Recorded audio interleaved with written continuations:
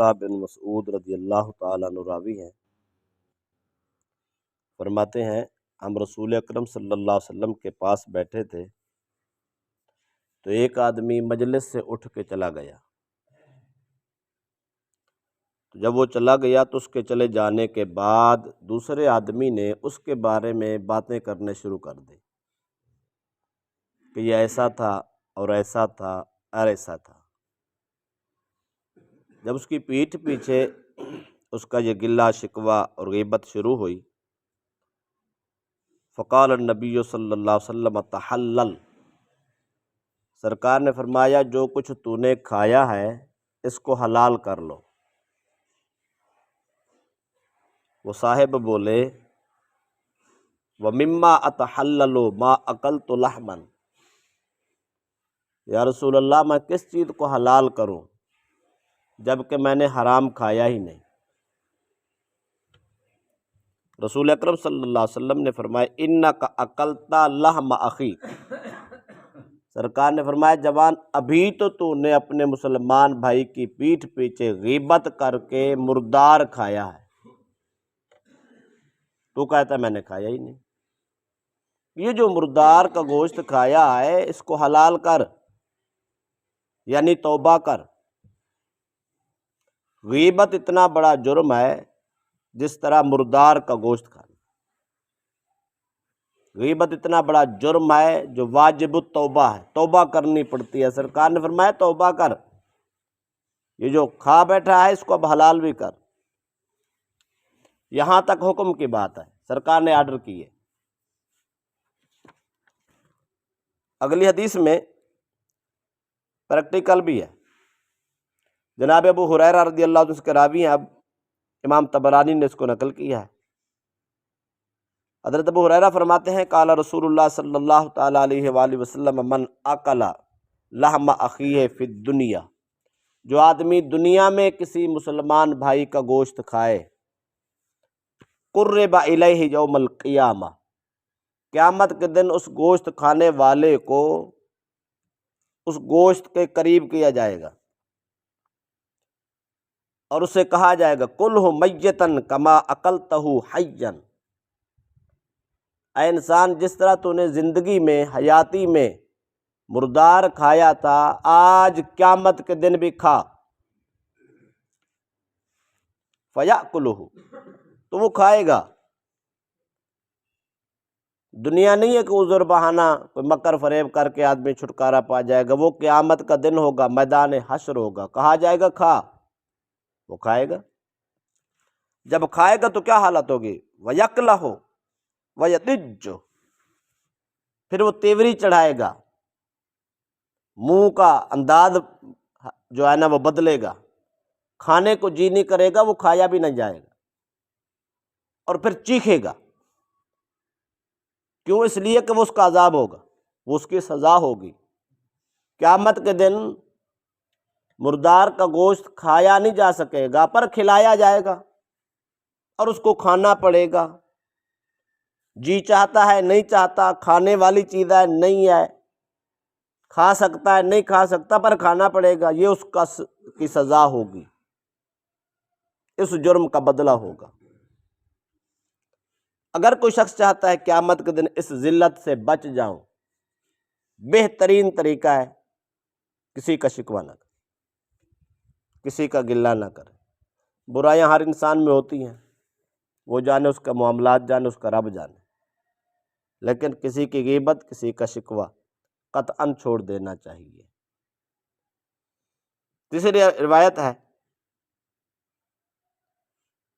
حضرت عمرو بن عاص رضی اللہ تعالیٰ عنہ، صحابی رسول ہیں، آپ جا رہے تھے، راستے میں ایک خچر مرا پڑا تھا۔ عمرو بن عاص نے اپنے جو ساتھ اصحاب تھے، جو ساتھ ساتھی تھے، ان سے کہنے لگے لَأَن يَأْكُلَ الرَّجُلُ مِنْ هَذَا، فلاں اس مردار خچر سے کھا لے۔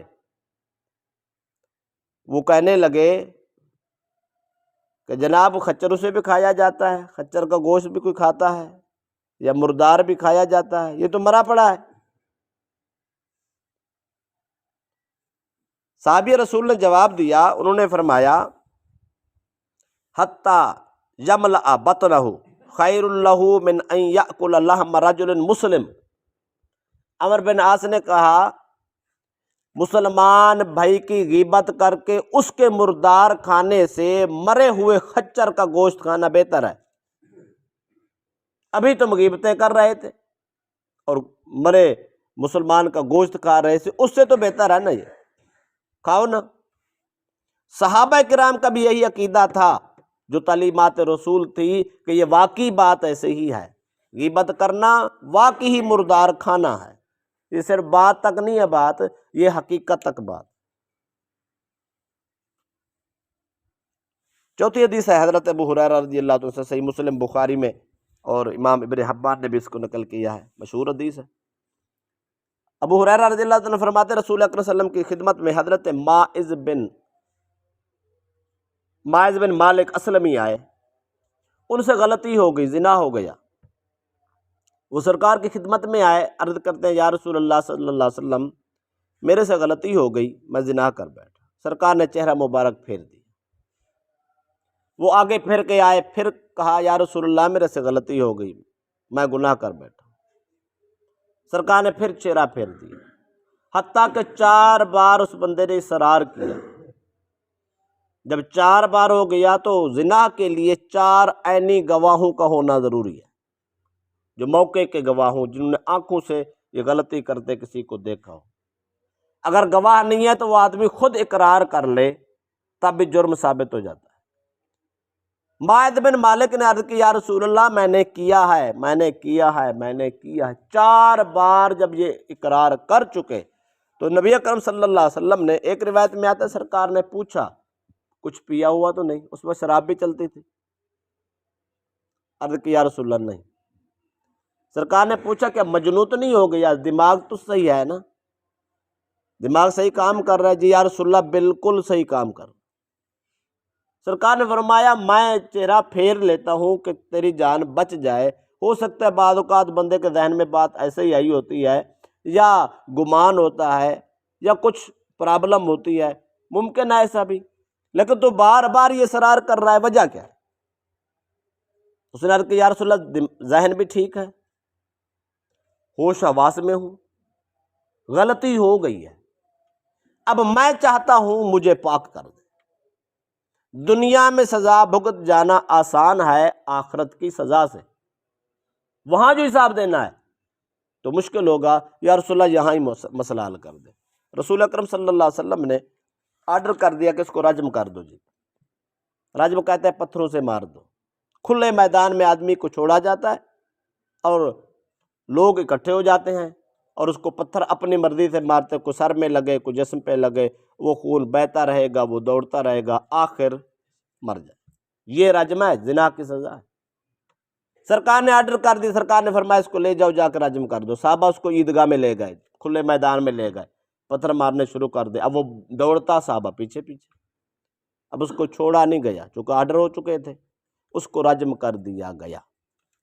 جب رجم کر دیا گیا تو اس کے بعد 2 صحابہ بیٹھے اور آپس میں باتیں کر رہے تھے۔ ایک صاحب نے کہا دوسرے سے دیکھ یہ کیسا آدمی تھا، غلطی ہو گئی، اللہ نے پردے ڈال دیے تو یہ رہنے دیتا، اور اس آدمی نے اپنے آپ کو چھوڑا ہی نہیں ہے، فلم یدع نفسہ، اس نے اپنے آپ کو چھوڑا ہی نہیں ہے، اپنے پیچھے پڑ گیا۔ حتی رجما رجم القلب، اور اس کو ایسے رجم کیا گیا جس طرح کہ کتے کی موت ہو۔ یہ حدیث کے الفاظ میں جو جملہ بول رہا ہوں، صحابہ نے صحابہ کے بارے میں بولا ہے تو وہ کہہ دینا اور بتا دینا لازمی ہوتا ہے۔ جب یہ جملہ کہا تو سرکار نے سن لیا کہ یہ صاحب ایسے ماعز بن مالک کے بارے میں لگے ہیں۔ سرکار خاموش ہو گئے، تھوڑی دیر خاموش رہے اور اٹھ کے چلے، صحابہ ساتھ ہو گئے۔ جب آگے تھوڑے سے بڑھے، فمر بجیفۃ حمار شائل برجلہ، تو اس راستے کے ساتھ ایک مرا ہوا گدھا پڑا تھا اور اس کا جسم اتنی سوج گیا تھا۔ آپ کبھی مرے ہوئے جانور کو دیکھیں تو جب جانور مرا پڑا ہو اور سوج جائے تو اس کی ٹانگیں پھیل جاتی ہیں، یہ حدیث کے الفاظ ہیں، وہ گدھا مرا ہوا پڑا تھا اور سوجا ہوا تھا، اس کی ایک ٹانگ اٹھی ہوئی تھی۔ سرکار وہاں رک گئے، روک کے سرکار نے فرمایا این فلان و فلان، فلاں اور فلاں شخص کہاں ہیں؟ وہ جو بیٹھے غیبت کر رہے تھے اور یہ جملے کس رہے تھے حضرت ماعز کے بارے میں، سرکار ان کا نام کہہ کے بلائے، فرمایا فلاں اور فلاں کہاں ہیں؟ فقالوا نحن ذا یا رسول اللہ صلی اللہ علیہ وسلم، وہ حاضر ہو گئے، عرض کی یا رسول اللہ ہم حاضر ہیں، حکم۔ نبی اکرم صلی اللہ علیہ وسلم نے فرمایا کلا من جیفت ھذا الحمار، فرمایا اس مردار گدھے کا گوشت کھاؤ۔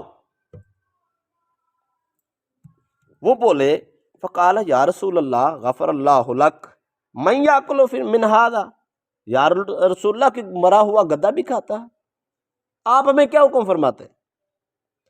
فقال رسول اللہ صلی اللہ علیہ وسلم ما نلتما من ارد ھذا الرجل آنفا اشد من اکل ھذا الجیفہ، سرکار نے فرمایا ابھی تم بیٹھے ماعز بن مالک کی غیبت کر رہے تھے، تو مسلمان کی غیبت کرنا، اس کے پیٹھ پیچھے اس کے بارے میں باتیں کرنا، یہ اس مردار گدے کھانے سے بھی زیادہ سخت ہے۔ وہ تم نے کھایا ہے، یہ نہیں کھاتے، کھاؤ۔ فوالذی نفسی بیدہ انہ الآن فی انہار الجنہ ینغمس فیہا، سرکار نے فرمایا مجھے اللہ کی عزت کی قسم، ماعز بن مالک اسلمی نے اتنی خوبصورت توبہ کی ہے، اتنی خوبصورت توبہ کیا ہے، میں اللہ کی عزت کی قسم کھاتا ہوں کہ میرا ماعز اس وقت جنت کی نہروں میں غوطے لگا رہا، اور وہ تو سچی توبہ کر گیا، غلطی انسان سے ہو گئی پر رب سے ڈر گیا، اتنا خوف پیدا ہوا، جان نہیں دیکھی، اولاد اور نسل نہیں دیکھی، بیوی بچے نہیں دیکھے، دنیا کے معاملات نہیں دیکھے، گناہ ہو گیا، زنا ہو گیا، رب کی بارگاہ میں اتنے سچے تائب ہوئے، اتنے سچے تائب ہوئے، انہوں نے تاریخ رقم کر دی۔ میں بار بار منہ موڑتا رہا لیکن وہ بار بار اقرار کرتا رہا اور اپنے گناہ سے سچی توبہ کر گیا، اب وہ جنت کی نہروں میں غوطے لگا رہا ہے، جنت کی ہوائیں لے رہا ہے، اور تم بیٹھے اس کی غیبت کر رہے ہو۔ تو مسلمان کی غیبت خواہ زندے کے پیٹھ پیچھے کرے یا مردے کے پیٹھ پیچھے کرے، اس غیبت کا عذاب یہ ہے، یوں سمجھ لو مرے ہوئے گدھے کا گوشت کھا لے، اس سے بھی یہ سخت ہے، مرے ہوئے گدھے کا گوشت، مرے ہوئے خچر کا گوشت، مردار کا گوشت کھانا، سرکار دو علیہ وسلم فرماتے آسان ہے، کسی مسلمان کی غیبت کرنا اس سے بھی زیادہ سخت تری۔ لہذا یہ یہاں تک نہیں ہے، جو پہلی حدیث ہم نے پڑھی ہے، قیامت کے دن یہ سزا کے طور پہ کہا جائے گا، اگر دنیا میں نہیں تو پھر آخرت کو سزا ملے گی، تو مردار کا گوشت کھلایا جائے گا پر کھایا نہیں جائے گا، بہت مشکل سزا ہوگی، ذلت اور خواری ہوگی، مشکل ترین وقت ہوگا، تو اس سے بچنے کے لیے بہترین طریقہ ہے خاموش ہو جائے۔ دیکھ لیا کسی کا عیب، سن لیا کسی کا عیب، لازمی ہے بیان کرنا، لازمی ہے اس کی غیبت کرنا، لازمی ہے اس کے شکوے کرنا، کیا ملتا ہے؟ کچھ نہیں ملتا، سوا زبان کے پلید کرنے کا اور کچھ نہیں ملتا، سوا فتنہ پروری کا اور کچھ نہیں ملتا، سوا شیطان کو راضی کرنے کا اور کچھ نہیں ملتا، نفس سرکش کو خوش کرنے کے علاوہ کچھ نہیں ملتا۔ ہم سمجھتے ہیں ہم فلاں کی غیبت کر کے شاید بہادری کر چکے، بابا بہادری نہیں کر چکا، اپنی آخرت برباد کر۔ لہذا بہتر ہے لوگوں کی باتیں چھوڑے اپنی کرے، لوگوں کے شکوے چھوڑے اپنے کرے۔ ہم تھوڑے گناہ گار ہیں، ہم تھوڑے بھی ہیں، اپنے عیب بیان کرو نہ پتہ چلے کیسے بیان کیے جاتے ہیں۔ ہم کوئی قاضی ثناء اللہ ہے، ہم اتنے بڑے حاجی آ گئے ہیں، وہ ہم اپنا کردار تو دیکھیں۔ وہ کسی کہنے والے نے کہا نا، جب تک نہ تھی ہمیں اپنی خبر، رائے دیکھتے اوروں کے عیب و ہنر، پڑی اپنے گناہوں پہ جو نظر، تو نگاہ میں کوئی برا نہ رہا۔ جب اپنے عیب انسان دیکھتا ہے نا، خود کو گناہ گار سمجھتا ہے، تو پھر سارے نیک نظر آتے ہیں، پھر کسی کی غیبت نہیں کرتا۔ ہم نے اپنے آپ کو کبھی دیکھا نہیں، لوگوں کے پیچھے پڑے ہوئے ہیں۔ خدا را ہمیں یہ بات چھوڑ دینی ہوگی اور اس سے بچنا ہوگا، ورنہ قیامت کے دن